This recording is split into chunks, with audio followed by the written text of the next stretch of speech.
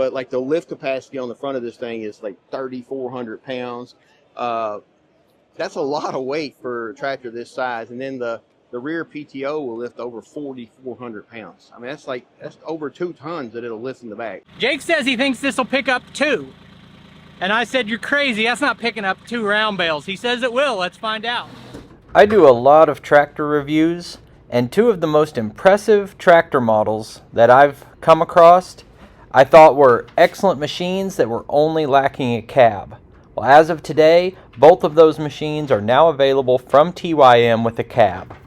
What you see right here is a prototype of a 2515 with a cab, and they've brought this tractor to market with a bunch of other upgrades that we're about to show you. This machine is incredible for the horsepower and the price that you pay for it. If you want to see this model actually out getting work done, I'll put a link to that video at the end of this video. Hey, it's Brock here with Rock Hill Farms, and today we are going to be finding out about 3 new machines from TYM that are being announced today at the National Farm Machinery Show. Got my buddy Tony from Tony's Tractor Adventure here, and he's going to be playing the part of expert today. The one behind me is the T3025. It's the only one of these that I know a little bit about, because I got to see the prototype version of this when it was a 2515 with the cab. Right. That's now they've finally released it with its own model number. Right. And so let's maybe do a little walk around and just talk about maybe reasons someone might be interested in this model. Me personally, and like you, I'm sure as YouTubers, we get a lot of comments, and there's so many people that don't want to mess with the Tier 4 emission stuff, and I think that's the pivot point. Also, when you add Tier 4 on to the product, it costs more. So getting under Tier 4 is important. But what we want is air conditioning, right? So we were willing to go a little bit slower, but be cool doing it. And that's the biggest question I've been asked is like, hey, I want a 25 horsepower tractor with air conditioning. And it took a while to engineer it, but they figured it out, and it's pretty awesome. Yeah, it's a clear-cut reason why 25 horsepower tractors are so popular. Like you said, the cost and the no emissions. I have personal experience on this machine more than very many people, because I've actually ran it out in the hot heat of the day, running an intensive implement on the back, and we didn't overheat. Right. Now, you do have to be mindful of it, because you could overheat it. You're asking a lot from that. Well, I actually talked about this morning to someone. I was like, you got it when you buy this tractor. You have to set your expectations, right? If you want to mow really fast, this is not the tractor for you. This will mow a 60-inch cutter. You can go out and clip grass 60-inch all day long. But if you want to mow really thick, heavy grass really fast, you're going to want to take this same model and go up to like the 40 horsepower version, 48 horsepower version. But this is for that heavy landowner, homeowner. Hobby farmers, if you want to say. I don't want to offend people offended about saying hobby farmer, but it's homesteaders. It's that kind of tractor. It's not meant to be production. It'll do a lot of work, and what you don't lose on is lift capacities. A lot of jobs require horsepower, PTO, but a lot of them don't. You just need to have oomph, and it's got that because they reduce the gear ratio. So I've made a big deal about this tractor in the past before it had a cab, and a lot of people have, that it has so much more lift capacity than any other 25 horsepower machine. So they kept that when they did the cab model and changed the model number. 3-point hitch still, 3,300 pounds on a 3-point hitch. The loader on the front still 2,200 pounds, full height, and that's a big deal. Not just breaking it free from the ground, but 2,200 pounds, they can lift the full height. And I'll put a link to the video at the end. I've got a video where I'm carrying 2 round bales on the front end loader with this tractor at the same time. They were 4x5 round bales that weigh about 900 to 1,000 pounds, but I was carrying 2 of them and stacked them on top of another row of round bales. Right. So, all right, well, let's take a walk around this one, then we'll get on to the other machines. They have changed the RPMs of the engine, because when you put an air conditioner on, you're going to lose, 2 horsepower, maybe 3 horsepower, depending on the air conditioner compressors have come so far. They're more efficient now. So they're able to tweak the engine, get the RPMs just right, so the torque's in the right place. They put a lot of time and effort making sure that the engine is matched to the air conditioner. And then they did all that and still maintained having 21 horsepower at the PTO. So they did not lose any horsepower. And how they did that is also in the transmissions, they reduced the gear ratio. So if this tractor is basically a 40 horsepower frame that they detuned to a 25 horsepower. So it's really heavy built for a 25 horsepower tractor. And I thought that was pretty cool how they got it to work with air conditioner by adjusting the gear ratio and the transmission and turning the engine to the RPMs a little higher in certain places and it's all tuned around the cab and the air conditioner. That's a neat feature. This is something that, yeah, I love that. Let me talk you through this, why they went with this though. So on the older versions of this, this was linked directly to the inside lever. So if you were to I backed in with a mulcher and a limb come up and pushed this, and it raised my 3-point hitch up. Rarely ever happened, but it could. It's probably not going to be any issue that it happened, but you don't want your 3-point hitch lifting unless you want it to lift. Right. So what this does is completely disconnected. And then you back into your implement wherever you want it. You get it, the 3-point hitch, pretty close to where you want it. And then you can do micro adjustments by a little ratchet system, micro adjustments up and down. Oh, I like that. Let me zoom in on that. See the little Yeah. So it only moves if you're intentional about right, it. yeah. So when it's over here disengaged, if a limb touches it, it doesn't matter. It's not going to do anything. It's a little more safe, and also when you have the one that's cable connected inside, it's sometimes hard. It's way better than having to crawl around the tractor, but it's sometimes hard to get it exactly in the right place. And the fact that this has those little micro adjustments is a big deal. That is nice. This actually, is a common feature on big tractors. Right. Very rare on a small tractor. This is basically taking that, a lot of the, big tractors are going to have the electric buttons to push. Mm-hmm. This is a great way to get that feature in a mechanical, and a lot less cost. And this one has 2 rear remotes on it, which is handy. This is an option, this tractor, because this is a value tractor. It does not come with rear remotes. You can get up to 2 sets. And I would say that no tractor comes with rear remotes. They're just priced in already. It's not like they're free because they're standard. Nothing's free on any tractor. That's a fact right there. That turn signal stoplight, that costs something. Yeah. But it had to be there. But yeah, if you want, not everybody needs to do a remote. Not everybody even needs remotes. But if you do need remotes, it literally takes, your dealer can put this on in a day. Not even a problem. So we've also got telescoping stabilizers. I do prefer those. We've got this kind of an easy adjust setup for your side link. I like that too. I do too. It has a horn that's being product tested right now. Yeah, I've got a future operator in there. Yeah. 3307. That's wild. That's a lot of weight for a tractor. I don't know of any other tractor that's 25 horsepower that'll lift that much on 3-point hitch. All right, now we need to see if a Tony-sized person fits in here. So I'm like 5'9", 5'10", right in between, 220, right? Average build guy. I can't touch the front. I got plenty of room at the side.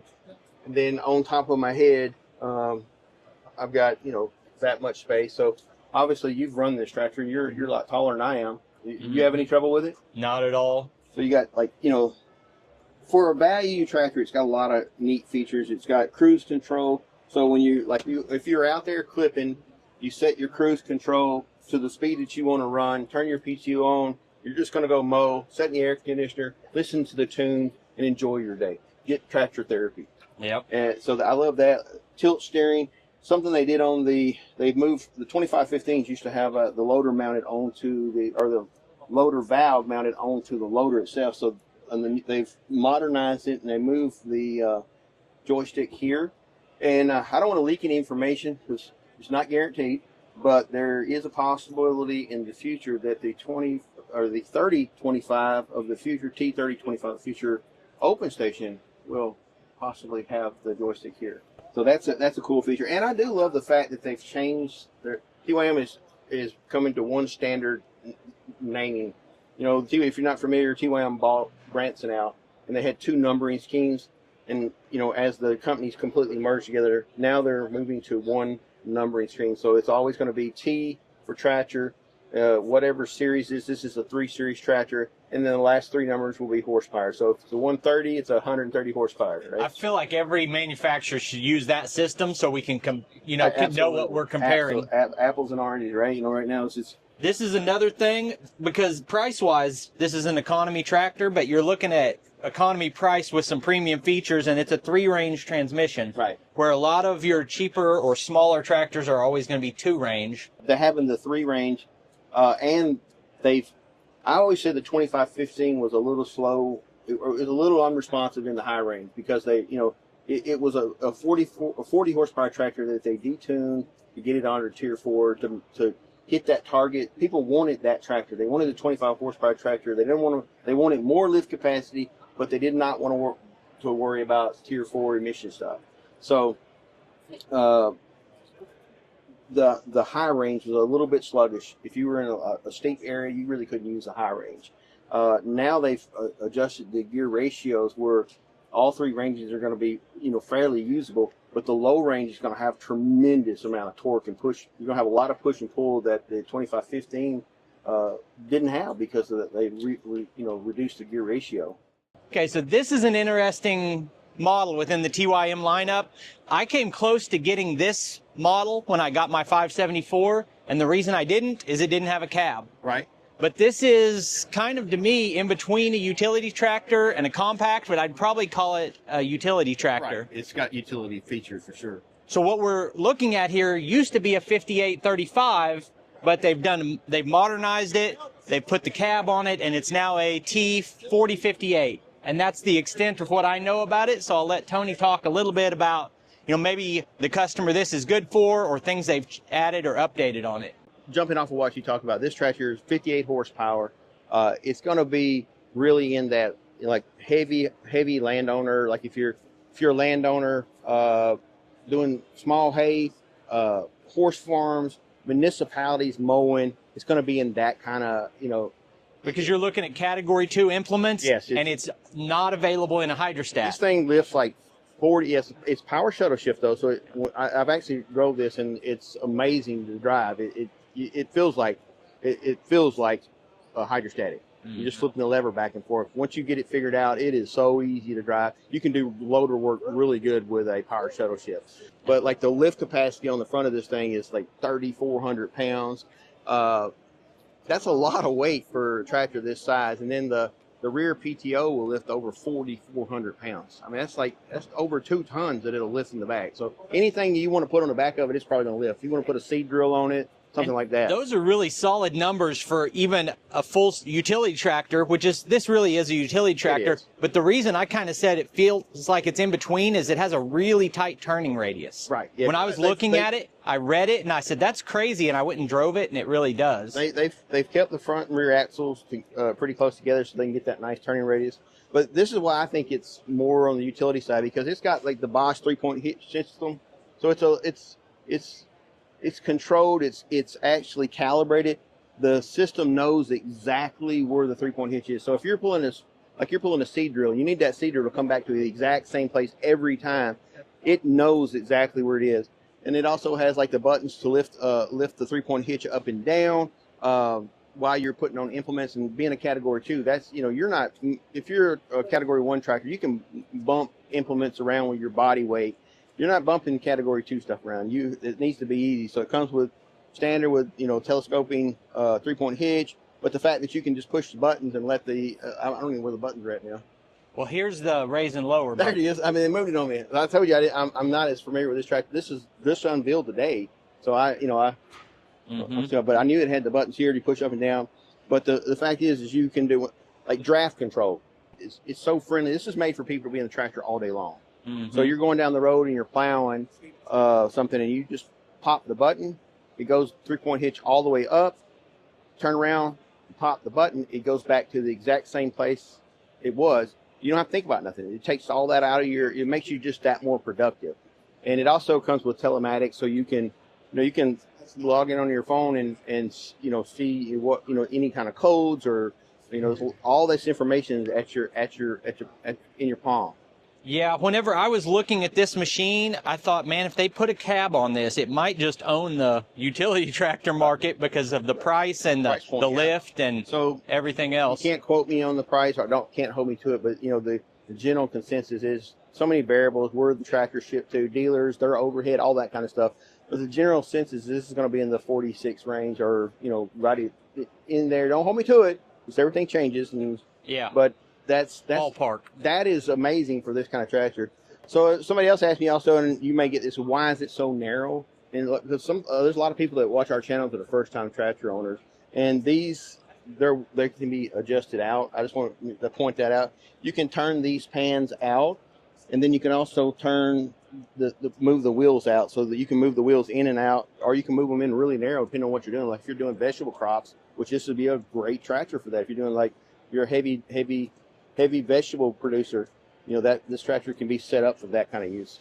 All right, so some of you maybe are new to the channel, or you don't even know much about TYM tractors. My regulars have seen them a lot, but a lot of people walk up and they wonder, like, is that a new brand, or do they have a good warranty on them? Yeah.